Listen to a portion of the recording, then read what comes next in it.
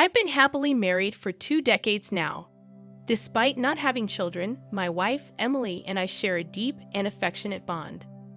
Our colleagues at work recognize us as a devoted couple, a reputation I inadvertently cultivated by frequently discussing our harmonious relationship, be it at social gatherings or casual conversations. One evening, I found myself at a nearby pub, invited by a junior colleague who sought my counsel. Typically, such requests were anticipated, with pre-decided topics. This time, however, the conversation veered toward improving deteriorating marriages, a subject spanning from trivial matters to grave concerns. This colleague, a man who had faced marital crisis before, had heard about my contented marriage and approached me for advice. Although I didn't believe my guidance was particularly profound, he credited me with helping him navigate his troubled relationship, steering it away from divorce. From that point on, inexplicably, I started receiving more and more requests for marital advice. In my role as the HR manager, I understood the significance of strong marital relationships in enhancing workplace productivity. Hence, I couldn't turn away these consultations. Sometimes, depending on the nature of the discussions, I found myself puzzled, wondering why people confided in me about such personal matters. However, each time a colleague approached me, their demeanor was serious, reflecting the gravity of their concerns. That's why I approach these conversations earnestly, engaging with my colleagues openly. Occasionally, I seek insights from Emily, drawing from her perspective as a woman. Despite the common notion that couples cease communication after 2 decades of marriage, that wasn't the case for us. Consequently, the idea of facing a divorce seemed unthinkable. However, it happened unexpectedly one evening after a usual consultation on marital issues. I arrived home slightly later than usual, around 9 p.m. To my surprise, all the lights were off. I called out for Emily as I entered, but there was no reply. At that time, Emily, a full-time homemaker, seldom left the house. I recalled her mentioning a dinner gathering with her college friends, assuring she'd be back by 8 p.m. The eerie silence inside the dark house left me unsettled. Proceeding to the living room, I switched on the lights, only to find Emily absent. On the table, I noticed a piece of paper. As I read the words inscribed upon it, I was overcome with shock. The message simply stated, "Thank you for everything. Get along well with that person." It was a clear indication of our breakup, with that person undoubtedly referring to another woman. It became evident that suspicions of my infidelity were looming, though I had no inkling as to who might be behind these accusations. An uneasy feeling settled in, prompting me to dial Emily's number repeatedly.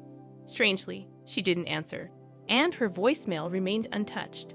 I hesitantly reached out through WhatsApp, but my message lingered unread for what felt like an eternity. Emails met with the same silence. Desperation pushed me to dial Emily's family home, a rare move for me. My mother-in-law's surprised tone greeted me, questioning if something was amiss. "Is something wrong, Matt?" she inquired. Her concern deepened my sense of foreboding. I had assumed Emily would be at her parents' house, but her absence there left me fumbling for an excuse. "Oh no, it's just that Emily couldn't decide what to get for Mother's Day, so I thought I'd ask you secretly without her knowing," I blurted, acutely aware of the flimsiness of my excuse. "We'll still think it over together, of course." Without waiting for her response, I hastily hung up, my heart pounding with guilt. The following day came and went, devoid of any communication from Emily. Clueless about her whereabouts, I spent the day in a state of restless anxiety. On the evening of the second day since Emily's disappearance, the doorbell pierced the quietness of the house.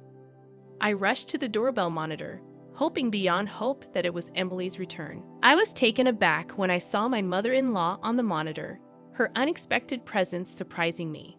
"I couldn't help but worry about the way you sounded on the phone," she said, her concern evident in her voice. Realizing there was no point in trying to deceive her, I showed her the message Emily had left behind.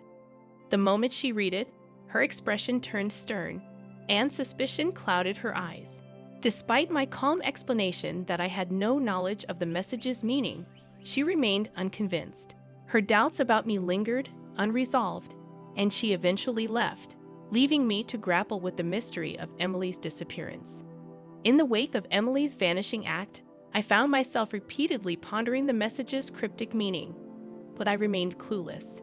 After much contemplation, I decided to visit the police station and file a missing person report.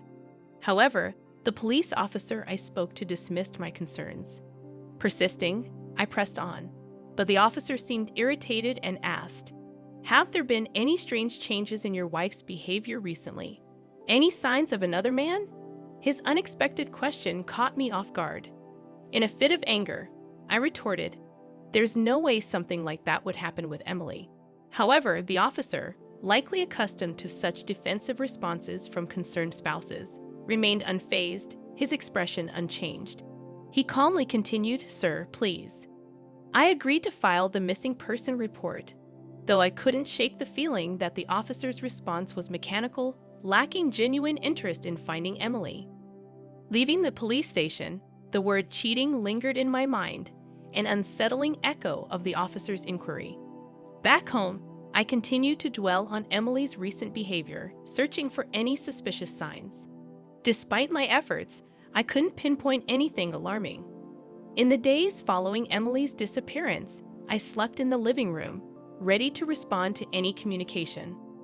One night, the doorbell's chime jolted me awake. I hurried to the monitor and was surprised to see my mother-in-law's stern face. Hastily, I opened the front door, bracing myself for her reprimand. Unexpectedly, she uttered astonishing words. "Emily is at my house right now." I stood there, frozen, absorbing her words. After a deep breath, I snapped back to reality, swiftly preparing to leave. Just before I stepped out, my mother-in-law said, "I suspected you. I'm sorry." She had come in person to apologize, explaining her stern demeanor earlier. Rushing to Emily's parents' house, my mind raced, contemplating the situation. I reasoned that the last time my mother-in-law visited, Emily had probably been at her parents' place. However, Emily must have abruptly returned home, explaining the situation to her mother. In my mind, I envisioned my mother-in-law coming to my house, intending to confront me directly, perhaps even interrogating me rigorously. Yet, witnessing my flustered state, she might have doubted the accuracy of Emily's words and left without saying anything. She had no way to verify the truth, so she returned home empty-handed. Today, she'd likely heard something from Emily and came to apologize. With these thoughts driving me, I hurried to Emily's parents' house. The journey was a mere 20-minute walk, but I wanted to confirm Emily's safety urgently, so I ran.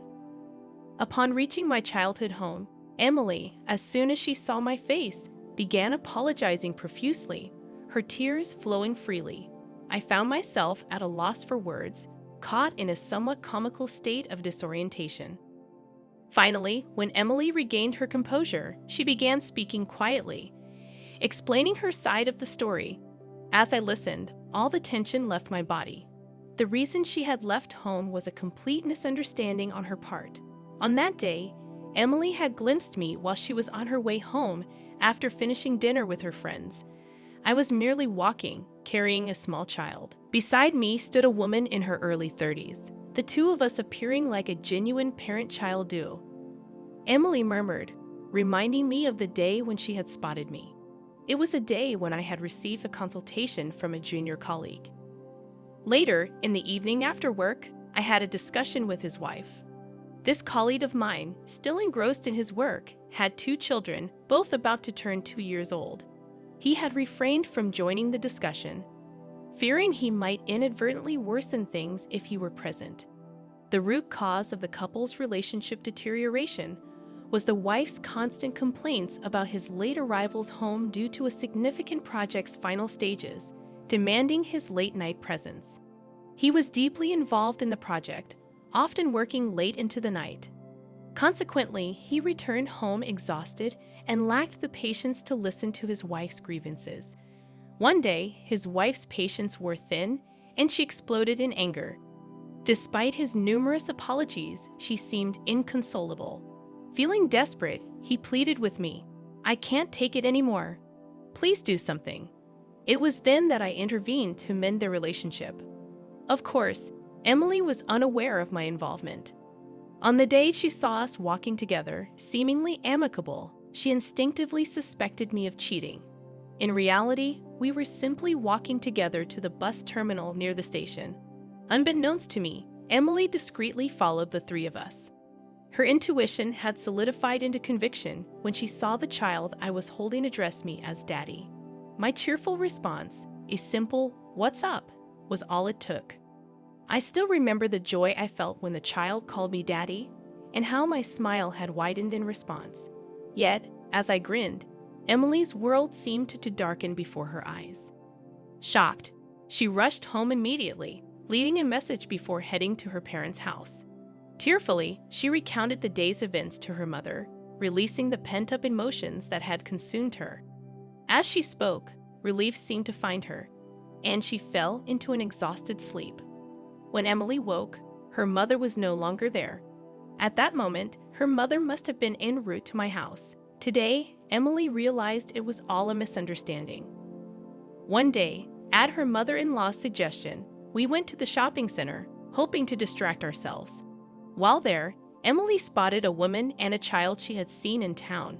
Accompanied by a man of similar age, acting on impulse, Emily approached them. Standing before them, she was at a loss for words. The man looked surprised initially, but then he smiled, saying, "Oh, Mrs. Thomas, hello. We've always appreciated your help." Emily was bewildered. Why did this man know her? It turned out the man explained, "Mr. Thomas had a picture of you two on his smartphone's wallpaper. He proudly showed it off when we talked about our troubled relationship. But the other day, your child called him Daddy." Emily, baffled, mentioned this to the woman beside him, who looked puzzled for a moment before apologetically explaining, "I'm sorry. Our child calls any adult man Daddy. Someone overheard it and misunderstood." Hearing this, I couldn't help but burst into laughter. "You've always been a bit clumsy, but this one's the funniest so far." Emily, upon hearing this explanation, felt a mix of embarrassment and relief. Finally, she smiled. It was the first time in 4 days that I had seen her smile.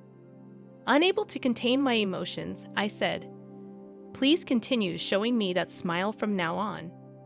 In response, Emily nodded quietly.